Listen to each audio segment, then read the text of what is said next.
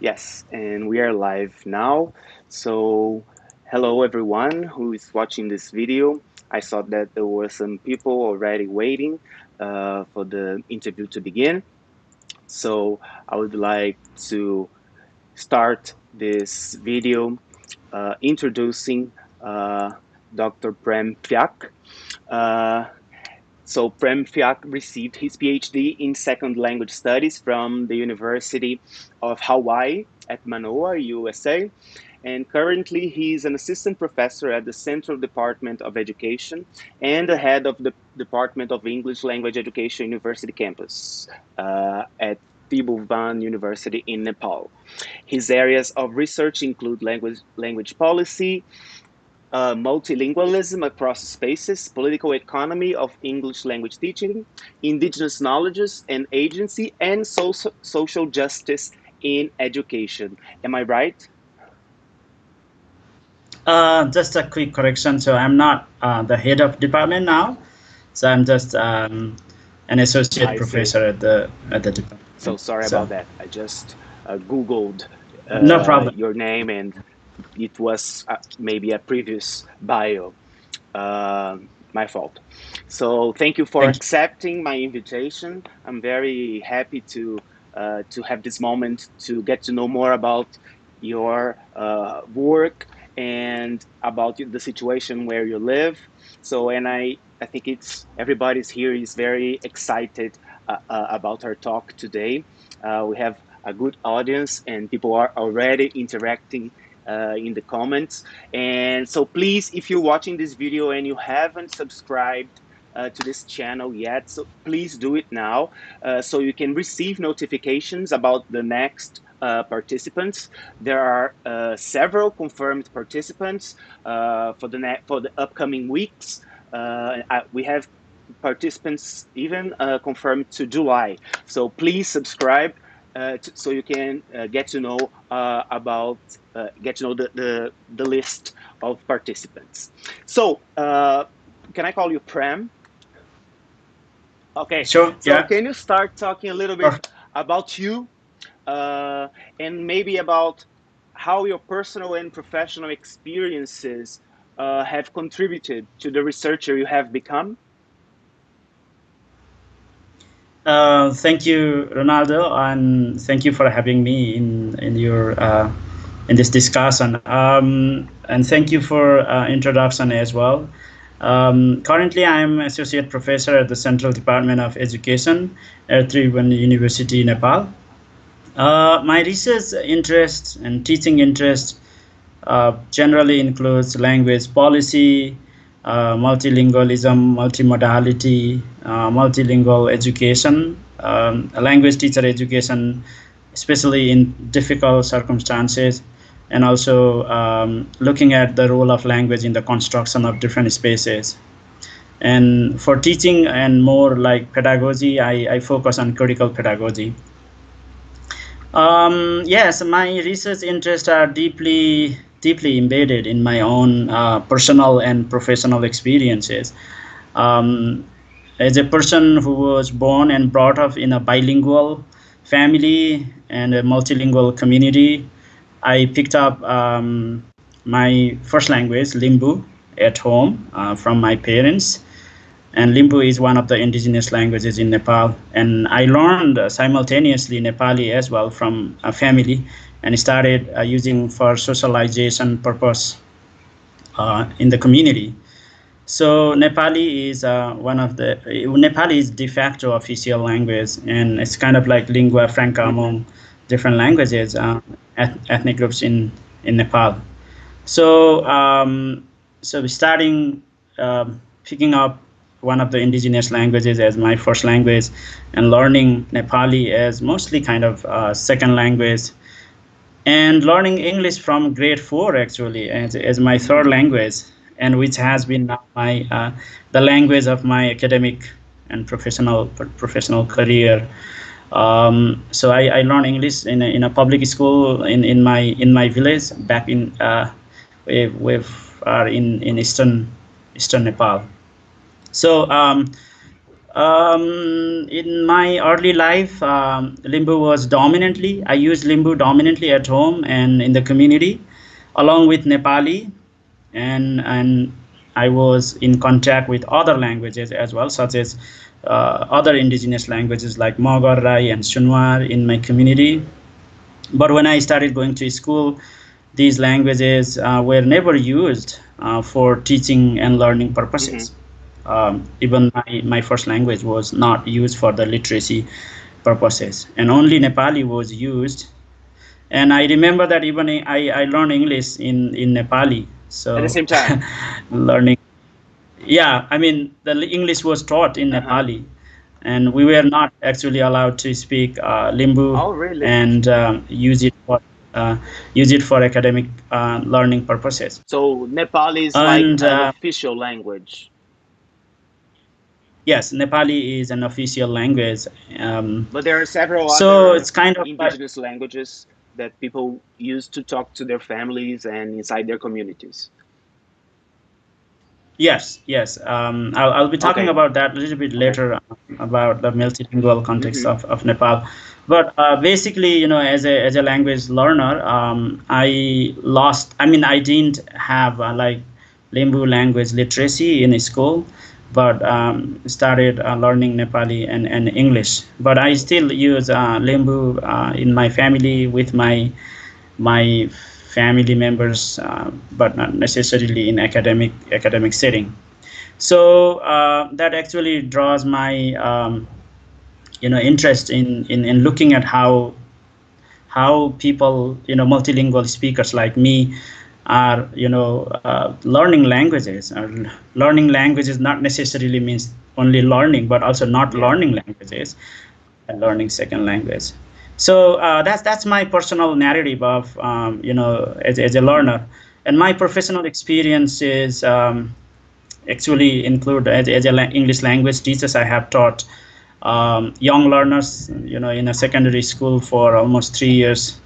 And after pursuing my master's degree, and I started teaching, working as teaching assistant at Tribhuvan University, where I'm working now. And later, after my PhD, I returned to Nepal and started working in the same university, and where I'm working now. And in between, I also work as the head of the department for some time. And in addition to research and teaching, I'm also interested in kind of community engagement through public discussions. It's kind of like popular writing in the language, in Nepali language mostly, and even sometimes English. And I love mentoring teachers and collaboration with the teachers, particularly school teachers, and supporting school.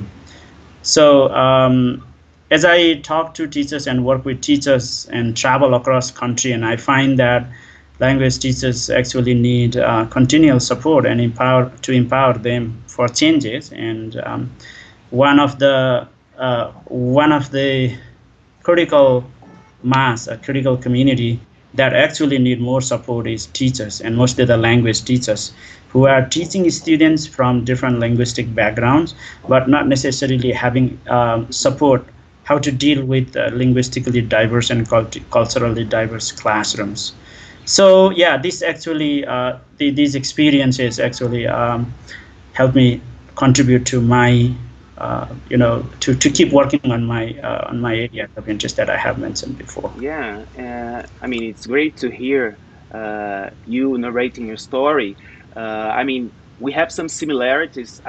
I can relate a little bit about with you and to your story. But this multilingual context, this Nepal's multilingual context, I mean, I find it fascinating, and I would like you to talk a little bit more about that. Uh, so, if you could please provide us provide an overview of Nepal's multilingual context and what is the situation of English teaching in the country right now. So, by the way, are you in Brazil No, right now or? I'm in Sydney, in Australia. Uh, Oh, yes, okay. so I'm here, Okay, uh, thank you. but things have been changed. I mean, things have changed, and I have to change my plans. I'm here as a visiting fellow now, but I had I had to revisit and redo all my research plan. But anyways, so this project is something that uh, it is a result of these changes also. Oh, wow, thank you. Yes, talking of multilingual context of Nepal, it's multilingual, multicultural, and multi-ethnic Mm-hmm. country, and our constitution duly recognizes the identity of country as multilingual and multi-ethnic country. So far, we have 129 different named languages. I call them this named languages, and Nepali is dominantly used as a lingua franca among different language groups.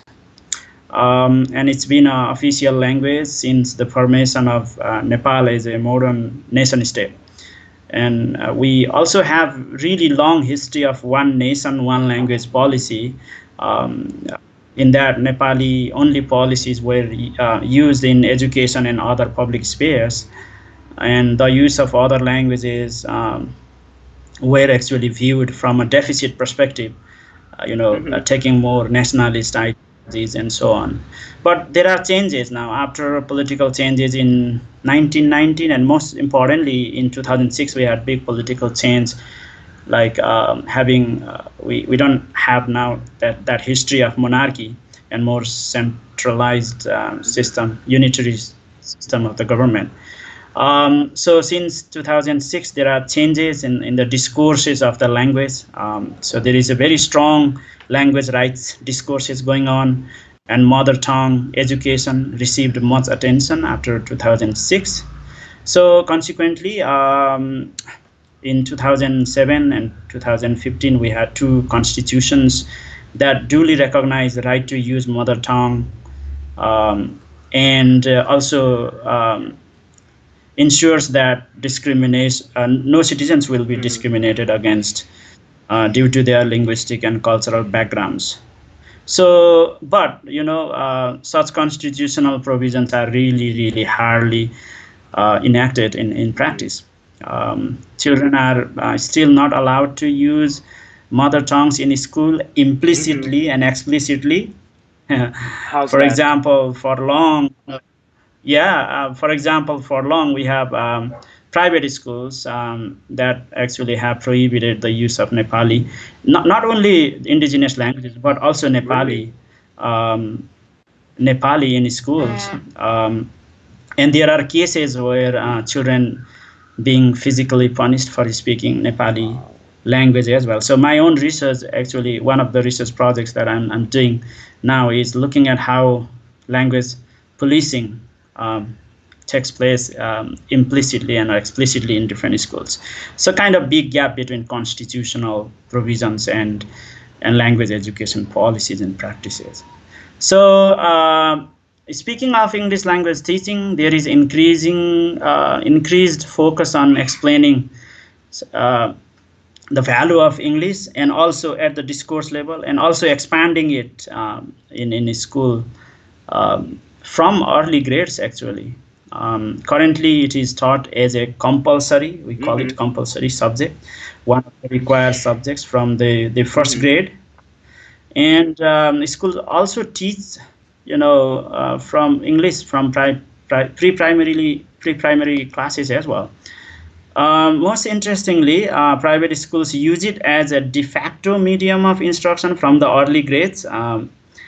I don't know what's your situation, but it's like private schools using English as a medium of instruction, and that's how they claim themselves to be different from public schools.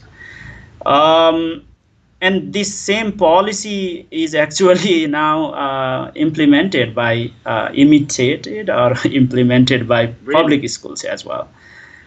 Yes, and on top of English as a compulsory subject, now the English has been medium of instruction in Public in schools in too. not all, but mostly. So there is increasing Mm-hmm. trend in expanding English as a medium of instruction in public school as So well. basically, okay. So Let yeah, me go see if ahead. I understood. Basically, your constitution recognizes the right to speak and to use your mother tongue, but at school you are taught. I mean, they schools teach Nepali and English, Yes. and the other mother. I mean, are they allowed? Are they allowed to use or at least reflect on their indigenous languages in schools or not? It's not that comprehensive, so there is a provision to teach mother tongues as one of the Mm-hmm. subjects. And but the schools can choose they call it local I subjects, so it see. means they can create their own their local curriculum, so they can create their own local curriculum, like including agriculture and other like Mm-hmm. cultural things in the curriculum. It's like something that fits in local context.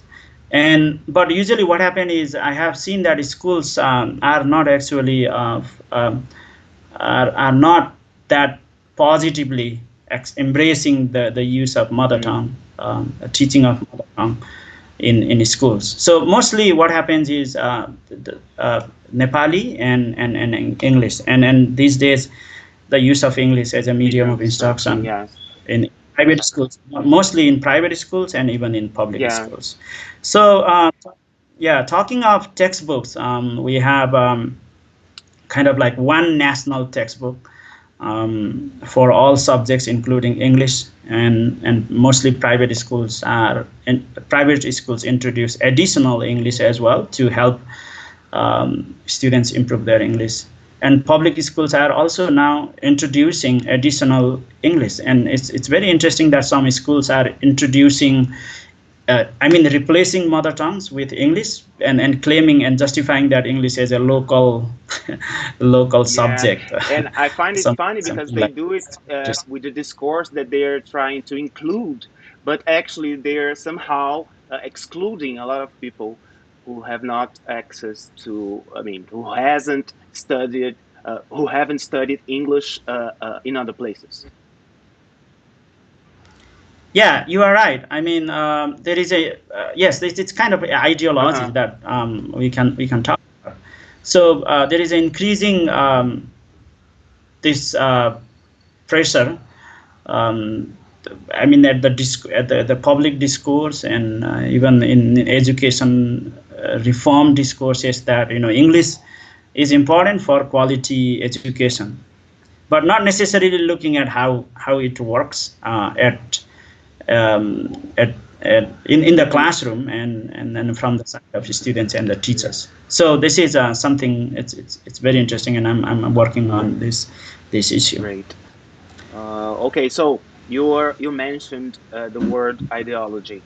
So reading and researching more about you, I could see that this word is very present in your texts and in your research projects. So can you tell us? I mean, we have now a clue of why you chose to talk about that, but can you talk a little bit more about about why you decided to tackle this issue, and what have your studies indicated so far? Thank you. Yeah, I think that's very interesting question. As I said before, as I work with teachers and look at the classroom and schools, language situation of the schools and community, and also looking at the language practices of the children from different language backgrounds, I see that there is a huge gap between the real situation, I mean real linguistic situation, socio-linguistic situation, and Mm-hmm. school. And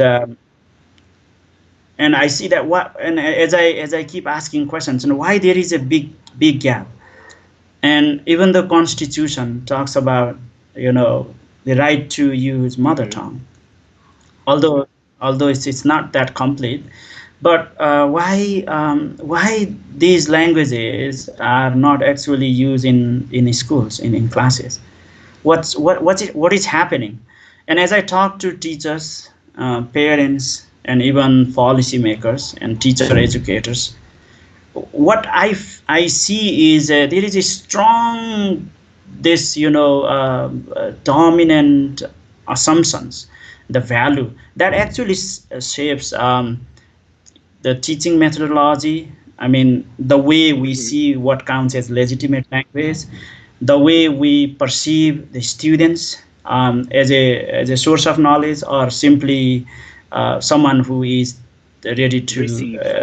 who is without it, who is there to receive. So I think there is I see that there is a big huge mentality, the assumptions that considers multilingualism as a problem, or language is as a problem, and diversity as a problem. And seeing these the students who come from different linguistic and cultural background, not as a kind of like epistemic subject. I mean, having some resources, linguistic, cultural resources, and the knowledge in the classroom, but just assume them as someone who is there to receive what teachers are teaching, what textbooks are telling.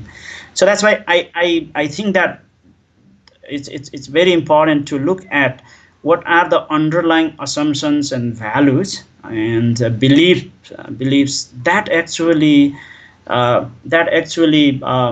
influence language teachers um, way of teaching methods, and ways of teaching, even you know w- ways of interacting with the students, ways of dealing with the diversity, and all those things.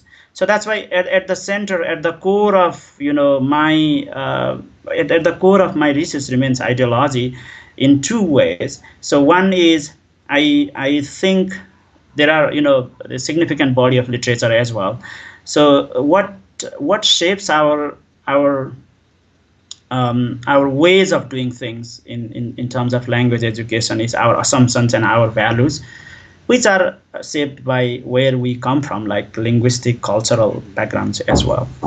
And also, whether we embrace diversity as a resource, whether we embrace multilingualism as a resource, or we embrace it as a problem. So this is all ideological issue, not necessarily fix it fixing fixing kind of phenomenon. It's like ideological issue. It's very important for all of us to discuss the underlying assumptions that we see in our classroom, and also critically reflecting on our own values, our own ideologies, not necessarily what is happening in public discourses as well, but what we are embracing and what we are doing.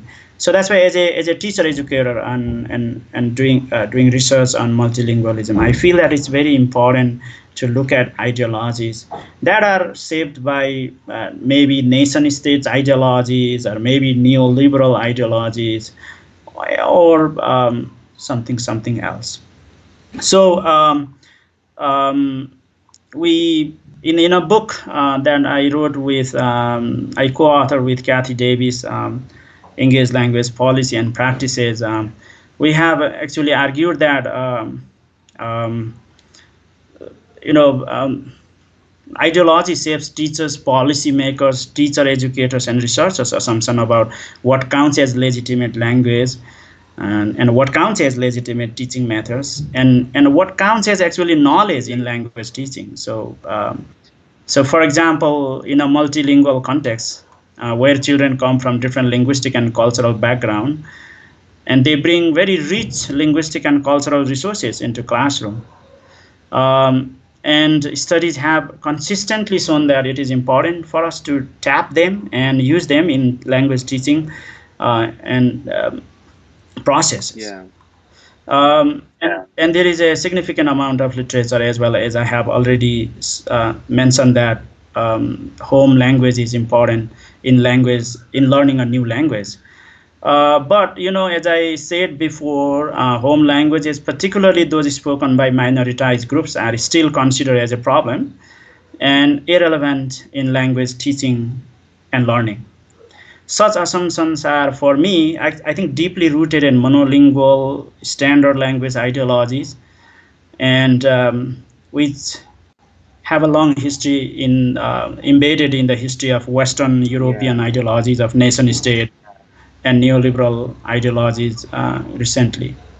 So, in this sense, ideology helps us to understand the meaning of our own pedagogical practices as well, and the way we view the identity of students, and also our own identity. So, for me, it's kind of like helps me critically self-reflect and see what is happening there. So we can't actually without having, I mean, without going deep into analyzing ideologies, maybe we can't see students as a multilingual subjects. If we carry, for example, monolingual ideologies, we always see students as monolingual subjects, and we can't actually recognize them as a source of knowledge if we carry deficit assumptions about their linguistic and cultural resources and capitals. And we are unable to actually understand how children learn language in different ways if we impose homogeneous sets of knowledge.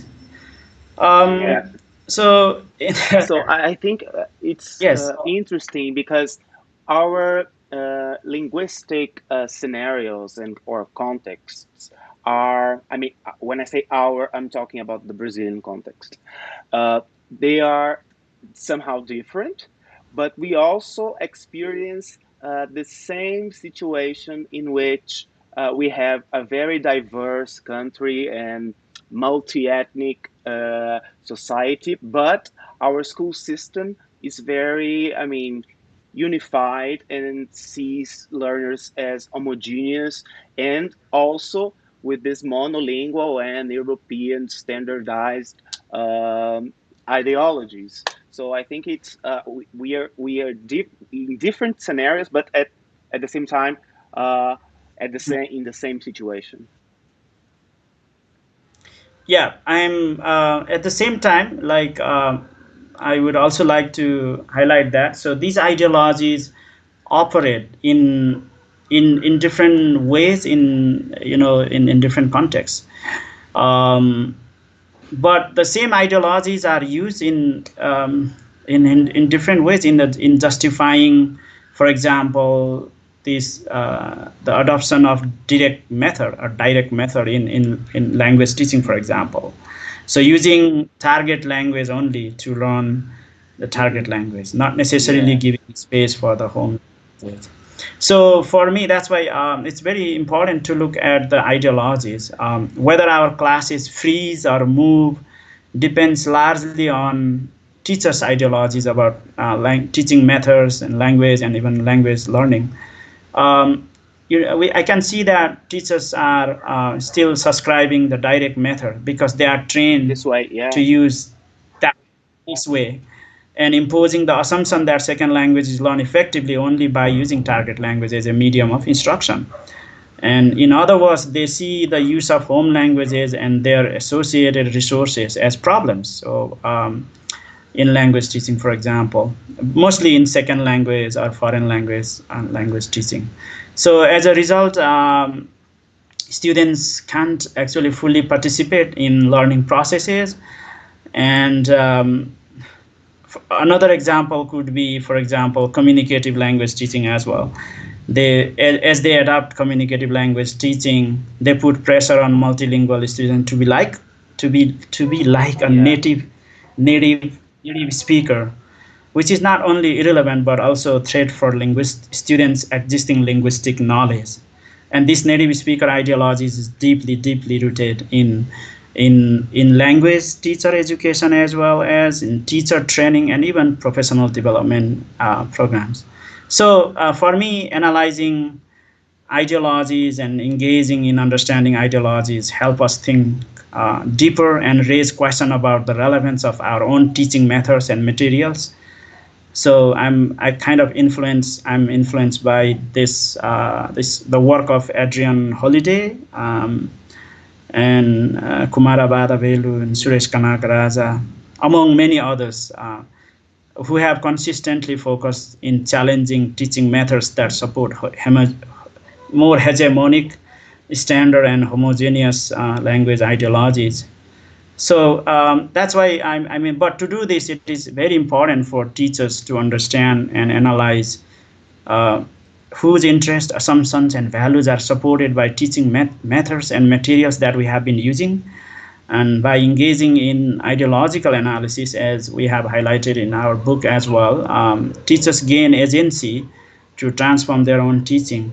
And this is still, I think, this will eventually contribute to better learning opportunity for learners. So for me, I think language learning issues and problems in multilingual context is more ideological, which comes from our training, our education from for long. I mean, we have been, for example, we have never challenged the direct method approach. We have never challenged communicative method approach. We have never challenged centric ideologies. We carried on, but not necessarily looking at how students are actually learning with this teaching methodology. For me, it's kind of like creation of locally appropriate methods or materials. I think, yeah, there could be actually part of ideological clarity as well. So without having what we are doing, clarity of what we are doing, it's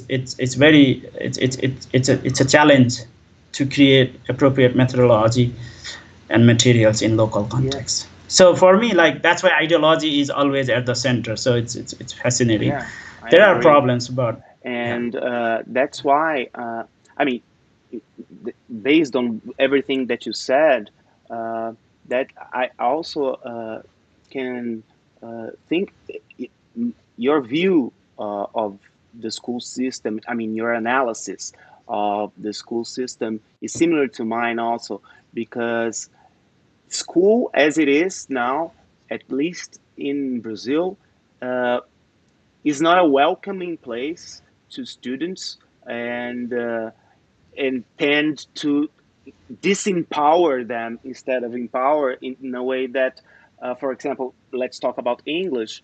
Uh, English, it becomes so distant that this student feels disempowered and demotivated, and uh, thinking that it would be an impossible task. So that's why I like thinking about translanguaging as a way of breaking the cycle. So uh, let's Yeah. skip one Mm. question here, because now I want to talk about translanguaging because I think we have a good link here, because I like reading a lot about it, because in Brazil, as I was saying, students have, uh, not all of them, but it's better nowadays due to the internet and all the technology development.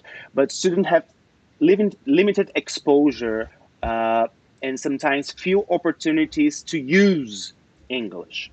So, in what ways could translanguage afford pedagogical resources in these contexts? And I want to know how has been your experience in Nepal, and I mean, if you could share some ideas about this about translanguaging.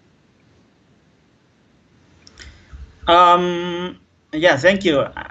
That's important question. There are ways to help students, basically in the early grades, uh, help students who come from multilingual background. So as I said before, our classes mostly freeze. I mean, they don't move. Students remain silent, particularly in the lower grades. They remain silent, and they may be simply imitating or memorizing what teachers are saying, because one of the reasons is because they don't understand the language Mm-hmm. fully, and they can't really express their thoughts and ideas in a new language they are learning.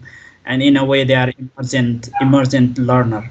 So but it doesn't mean that they don't have any resource, they don't have any knowledge. So they actually have some knowledge about their first language. They have already learned how to communicate. They have already been part of like socialization, interacting with the family members in their first language. But I think what is happening in our classroom is because these languages are the kids' linguistic resources are actually not embraced, not actually welcome actually in classes.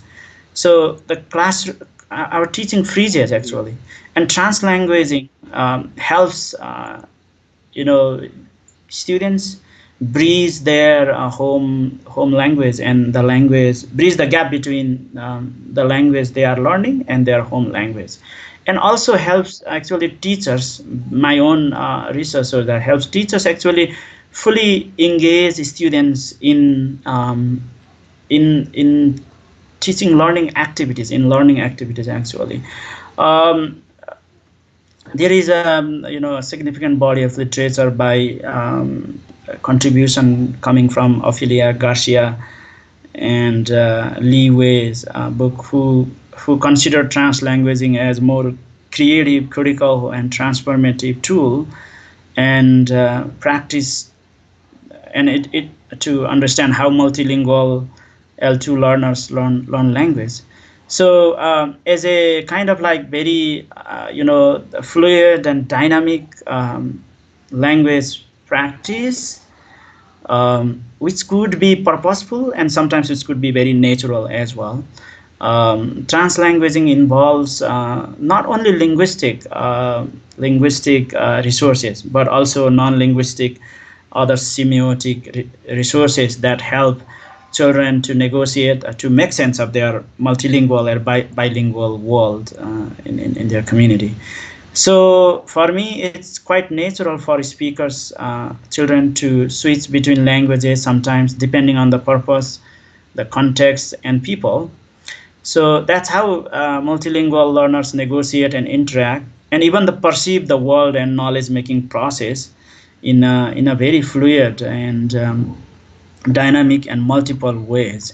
So in two ways, like translanguaging is helpful for learners to bridge the gap between existing and new linguistic knowledge. First, it actually creates a space, a very safe. I use the term safe learning environment, where they actually take. I mean, they think that. I mean, they take risk of using the languages that they are learning, and because they are encouraged to their home language as well, they develop kind of Yeah, confidence it's not totally in unknown, right?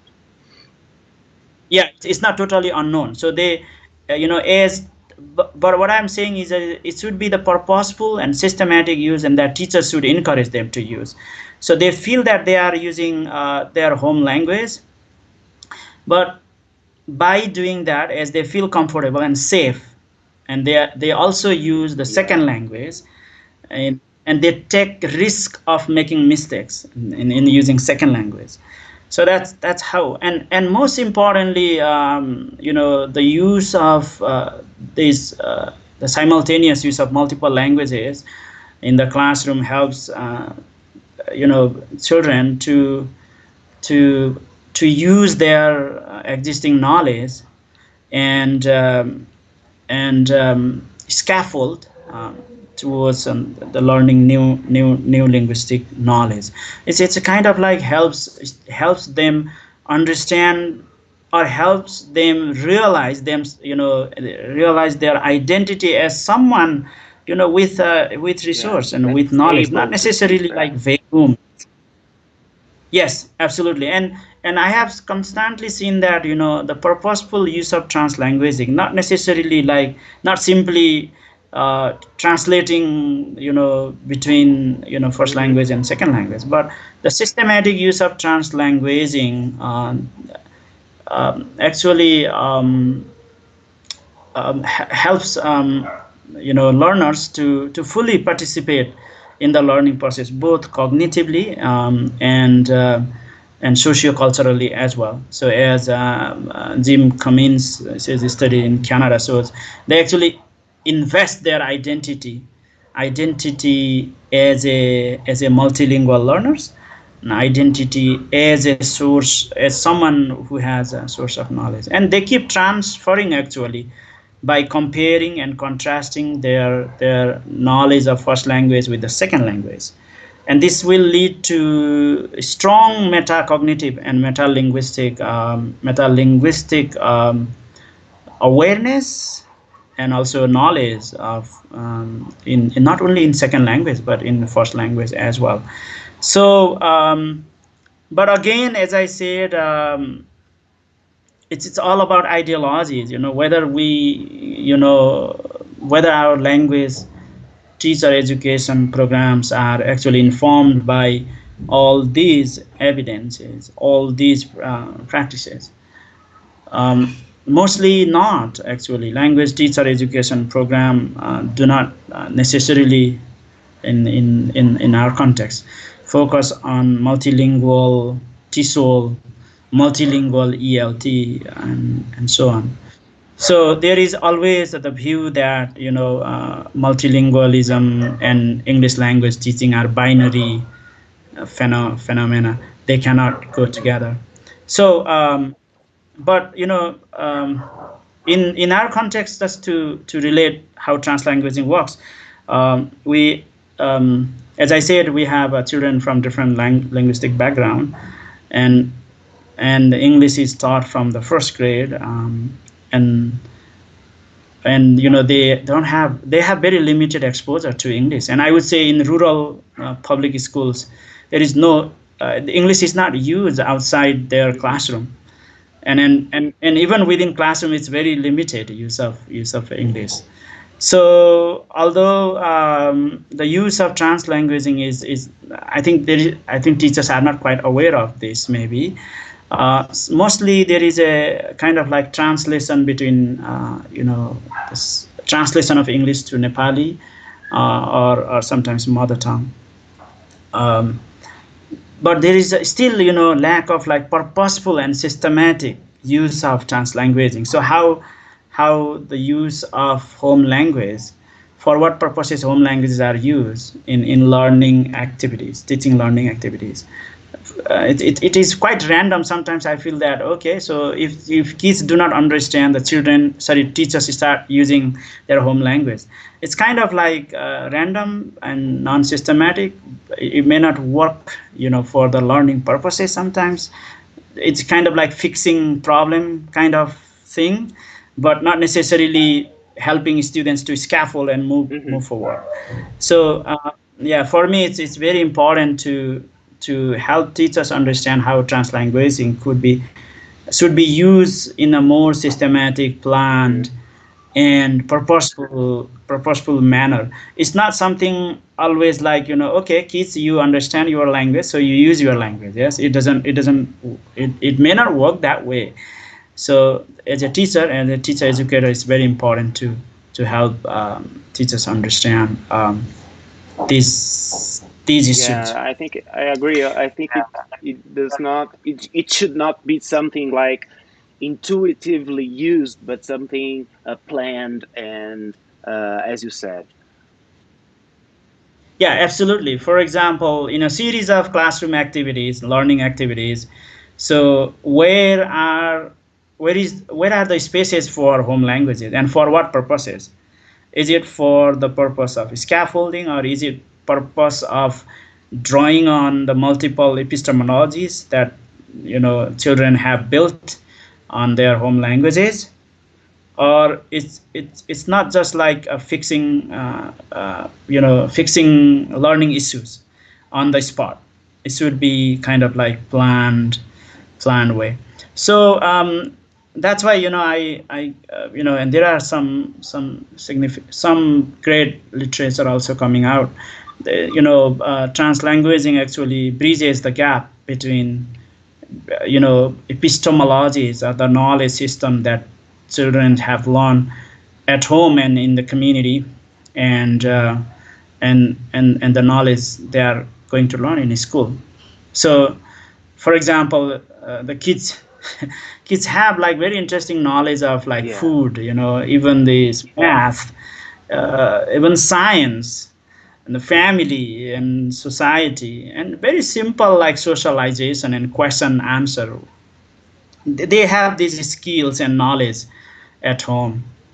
And as but what happens is, if we are actually closing the door for these knowledge and skills that children have, then children feel excluded, and children do not necessarily feel safe in the learning process.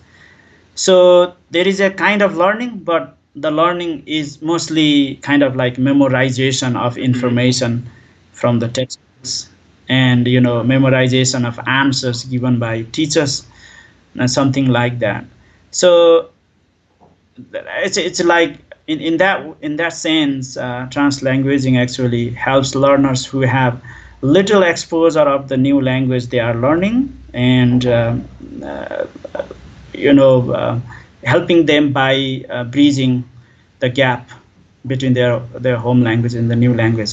In one sense, for me, they feel that they are not learning. It's kind of like brand new language, I mean, which is alien Yeah, I in was one thinking about sense. the same But thing.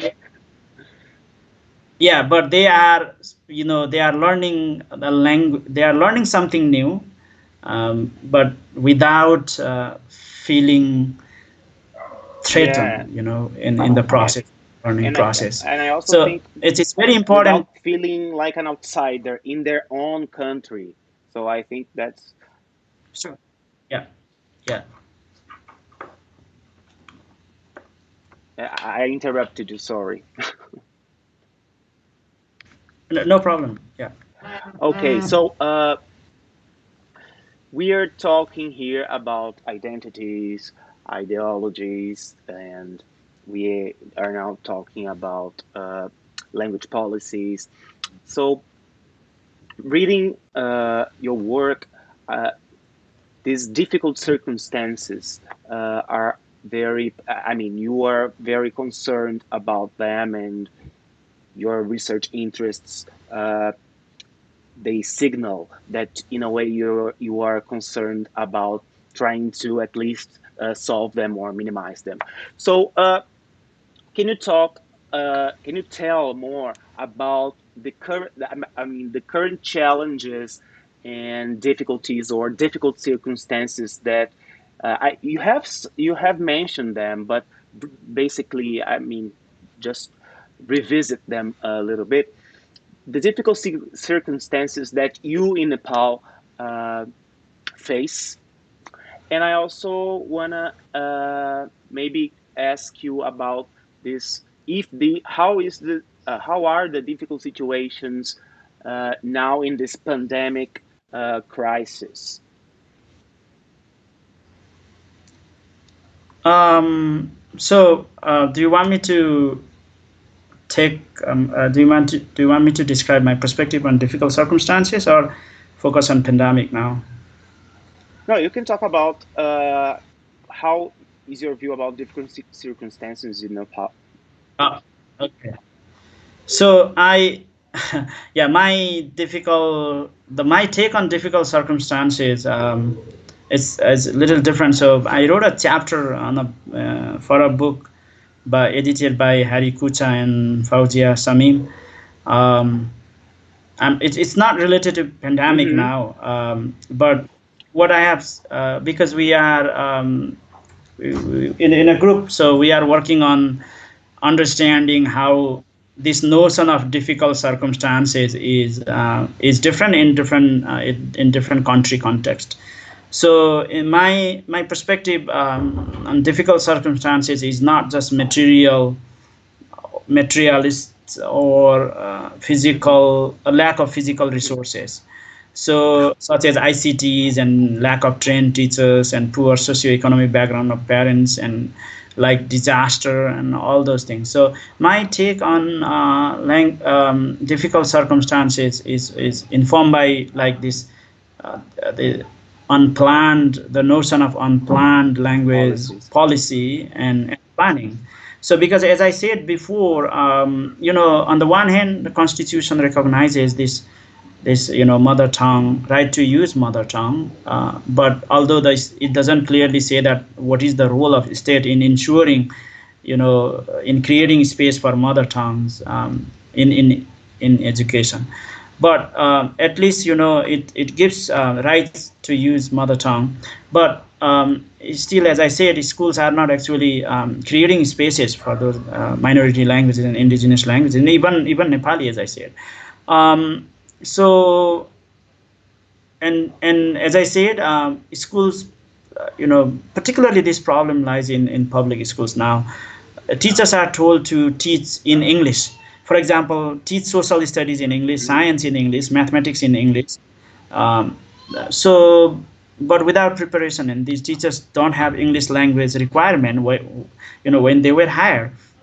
And they are good teachers actually. They teach social studies and science and mathematics in Nepali, and wonderfully, and they are good teachers. But as this changes, policy changes happen, they are actually struggling, how to fully invest themselves in teaching multilingual learners in a language that both teachers and students are not fully competent in. Yeah. So for me, it's kind of, teachers are really confused, and even students are, again, as I said, children are, you know claim to be learning, but their learning is very mechanical. It's kind of focusing on memorization, and this creates very difficult circumstances for teachers and even students. And teachers are kind of, in many ways, are confused, what to Mhm. do.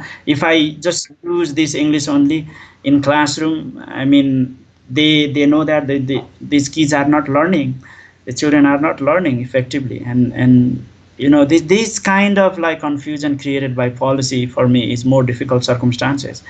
And in my chapter, I have said, um, uh, it's really difficult, and which is created by language policy and planning, without looking at how it works and whether it is helpful for children, whether it is helpful for teachers on an effective teaching and learning. So it's difficult circumstances. And that's one thing. And in addition, so there are difficulties regarding the availability of the resources, particularly public schools system. um, and also, as I said, teachers teacher professional development, not necessarily, we have more kind of like training model of teacher professional development, but not necessarily teacher Yeah. education uh, kind of model. So that's one of the major challenges. Yeah. So coming to this pandemic, um, yes, I think it's a it's challenge for all of us, and globally, Yeah. and we are in a complete lockdown for 50 days now.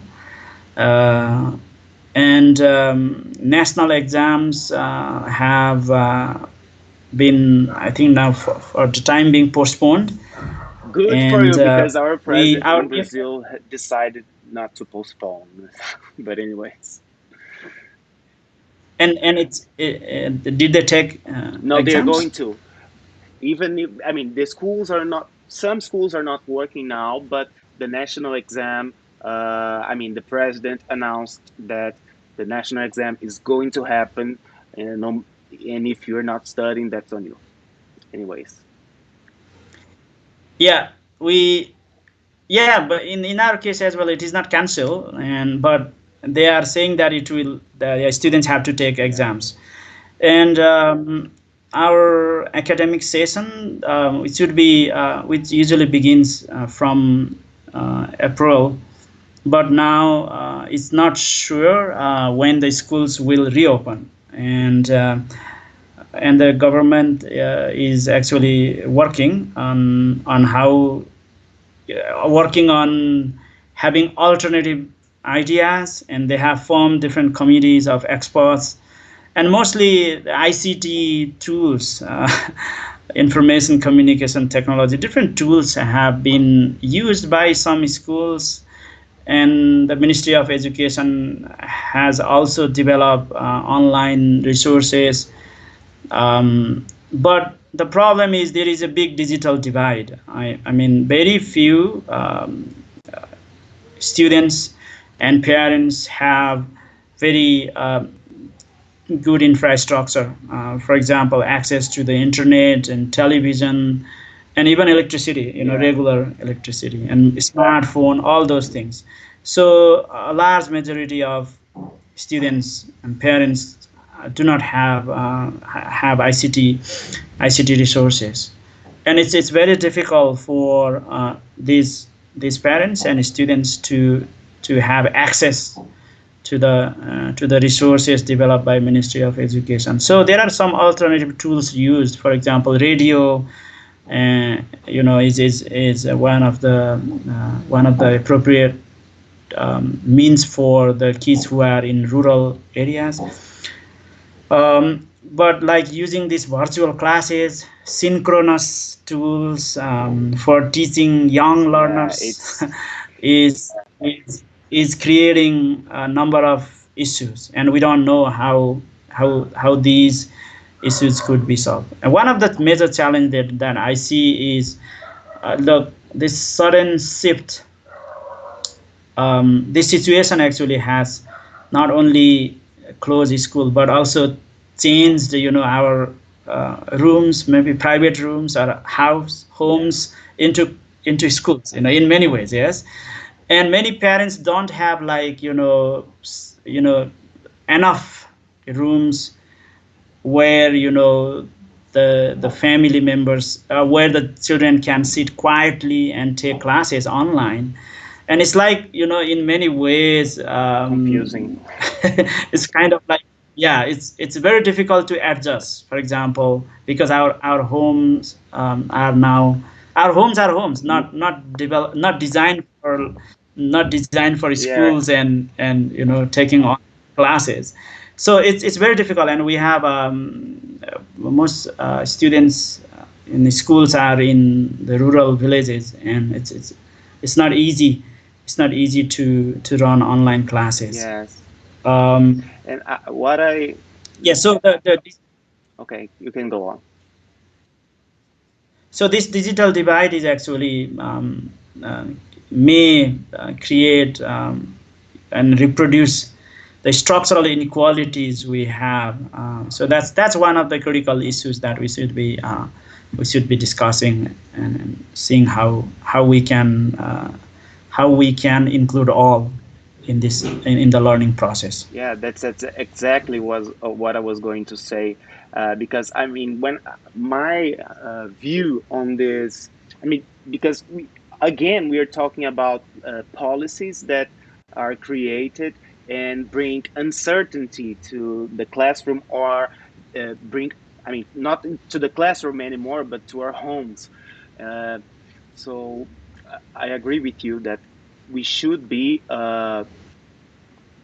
as researchers and as specialists, we should focus on these policies that are created with the discourse that they are being made to improve the system, but since they're very top down, they bring a lot of uncertainty and, I mean, distance to education. Yes, you are right. I mean, the only issue is, but what I think is, the issue is not necessarily um, whether kids stop learning or they keep learning in this pandemic situation. The issue is how we actually acknowledge the knowledge, the Yeah, skills these kids are learning at yeah, and they are home, and experimenting maybe different things. you are right, and yeah, a lot of discussion um, is focused much on Yeah. technology, not on teachers, and not on the epistemologies and the knowledge. So, I mean, talking of knowledge system, and I see that I don't know how long does it go. The situation will go, but it's very it's as we think alternatively, we should think about we should rethink of our epistemologies as well. So, what counts as a knowledge in this pandemic situation? If we are thinking that same the knowledge of the textbooks and knowledge that we are going to evaluate in our exam systems, if we are thinking from the same perspective and same epistemological perspective, then we are not actually dealing with the education in pandemic, Yeah. and we should have very alternative thinking from more perspective of alternative pedagogies. So kids are learning so many things. For example, kids may be learning how to cook. Kids may be learning how to actually dig dig the field as well. If it is rural villages, so they are learning how to speak in mother tongue as well. They are having opportunity to talk with the parents. But it is important to recognize, as we make policies, it is very important to recognize those epistemologies, those alternative epistemologies. And I think it is again the issue of ideology, whether we are ready to think from different side of the Yeah. coin. So And as you that's said, very we important. haven't overcome uh, the direct method yet, and people are now trying to reproduce it online and have face to face, I mean, synchronous classes in which the teacher tells a lot of stuff, and it's basically impossible for the student to pay attention because due to the reasons that you mentioned, everybody is doing their own things at home. So we are still reproducing the direct method on, but and right now transvested as a modern thing, simply because we are using digital tools. Yes, I think the focus is. I think digital tool is just a means. Our focus should be Yeah, on whether the teachers are able to use it, and most importantly, our focus should be on teaching and learning effectively. And but that is not actually that is a big issue for me. And also, there comes again the issue of language. you know in a on the one hand, like, there is a big issue of digital divide, and thinking from the students, thinking from the world view of multilingual students, or students who come from indigenous language backgrounds, or students who are not actually proficient in English, or maybe in Nepali, and delivering lectures online, in a language that they are not actually fully competent in. So that will create another issue. So for me, I think, if we have to think really alternatively, um, I think we should actually go deeper into exploring what are the alternative knowledge system and epistemology that children are actually learning in this pandemic. We may not know that, but they are not actually sleeping whole day, they are not taking rest whole day. They are doing something. I mean, they are doing something with their parents. They are doing something with maybe their siblings, and if they have yeah, siblings, if but they are doing something, and it's very important to see, to recognize how they are learning. So that's what I think. And maybe ICT for young learners may not be a solution, especially in a context where structural inequalities is creating a lot of issues for access and equity yeah. in the learning I process. totally agree with you. I totally agree. And I mean, before wrapping up here, I would like to thank you again for this wonderful chat that we had here. And I mean, I was very curious to learn more about uh, your context and your multilingual and multicultural uh, situation. And I mean, it was very nice because by listening to you, I could also, I mean, by listening to you talk about your experience there in your country, I could also reflect about my own in my own country. So I would like to thank you so much. And before we finish this amazing talk, uh, I asked you if you could give a tip or suggest anything to our followers, to our viewers. So, and I want to know if you want to recommend something to our viewers now. Okay. So viewers could be like teacher educators, or maybe teachers mostly, or maybe researchers as well. So if you are teacher educators, I think it's very important to work closely with the teachers now, because the teachers actually need kind of tremendous amount of support Mm-hmm. now, and uh, and basically not really imposing what we have, we what we think could work best, but finding out or exploring local solutions and strategies. That's very important as a teacher educators to work with the teachers. And also it's very important to think about the well-beings of the teachers as well, and not necessarily saying that you should be doing this and that and putting pressure on the teachers. And also it's wonderful opportunity for teacher educators to share innovative ideas from the teachers, because they have been doing a tremendous work Mm-hmm. from low resource and without any resources, and reaching out the parents and reaching out the teachers, not necessarily waiting for the solutions. So it's wonderful for us, even teacher educators and researchers as well. So it's very important to go beyond the textbooks at this moment for me, like looking at the opportunities from the perspective of like home literacy and family literacy and local knowledge as well. So if you are teachers, your mental health is important. And I have been teaching online, and I feel myself sometimes really Overwhelmed. Yeah. overwhelmed, by, Yeah. yeah. And it's very important to seek support from the colleagues as well, locally or globally, as you have access, and use low cost materials and create safe learning materials. Not necessarily we should be using hi-fi and high-tech technology. So what works in your context is important. And take it easy if you make mistakes, and with new ICT tools.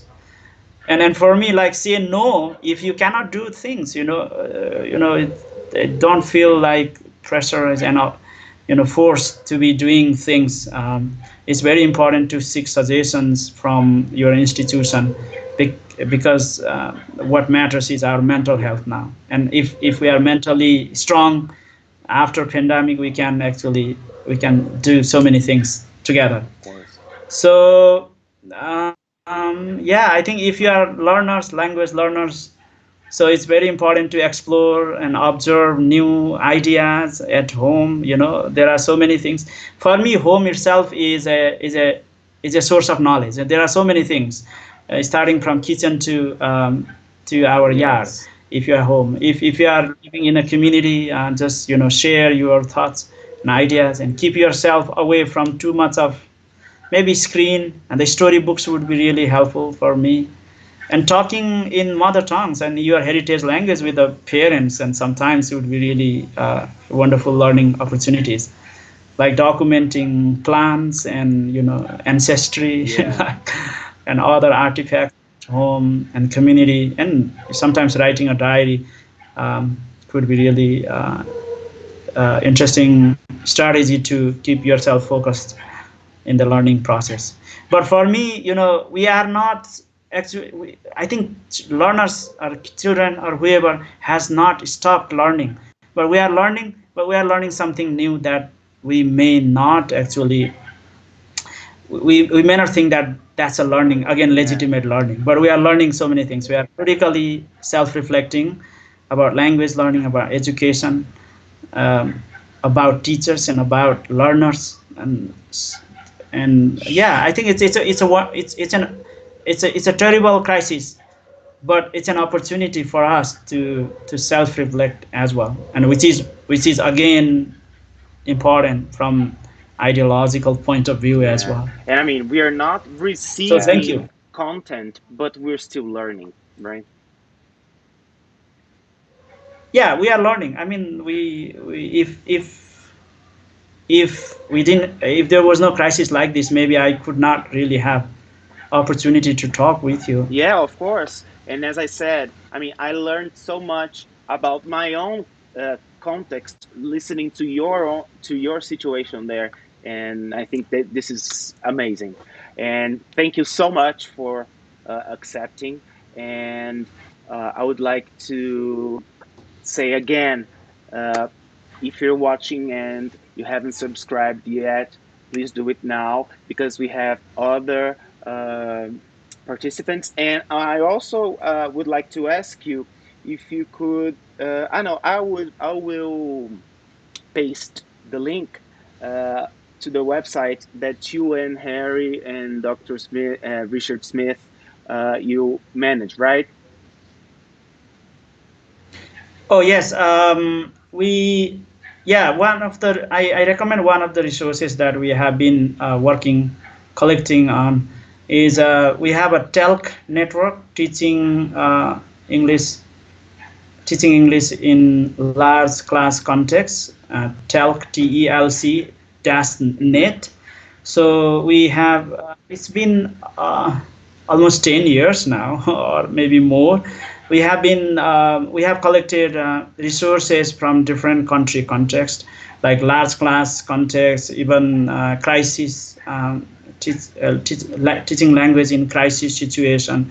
So there are resources related to like exploratory research as well. So how teachers can themselves design research to deal with the issues they have been facing. So there is a website, and we have put we have collected some resources. I and Richard Smith has contributed a lot, and Harry Yeah. Kuta. So that could be my recommendations. We don't have like maybe hands-on activities, but there are some interesting videos and presentations, even research reports and exploratory action research reports that Richard has Yeah, done. and I saw that you've been also doing some Zoom talks, and I liked because there are some written summaries also. I think it. I mean, it must have been hard work, but it was really nice because I could read the summaries of the calls that was not able to participate. Okay. Okay, thank you for mentioning that. We have done a kind of like a series of webinar in this crisis. I think four webinars weekly, and the recording of our discussions, and also the transcripts and summary of recording and transcripts of our chat discussions are on websites. And we had teachers, teacher educators, and researchers from Yeah, all over the I saw world. that. And now we have paused for a while, and because uh, we are trying to look at what are the issues that we have been able to discuss, and maybe we will again start resume that webinar series after some times. But we have to look at what Yeah. next up. So thank you for that. So it was actually wonderful webinar, and I learned so many things from teachers from all over the Yeah, I really country, liked all over the. reading all the summaries. So thank you again. I wish you all the best. I hope you are safe and comfortable, and please stay well. Thank you, Ronaldo, for having me, and stay safe and healthy. Okay, you too. So have a nice day or evening. I think so. Thank Bye you. bye. Thank you. Right.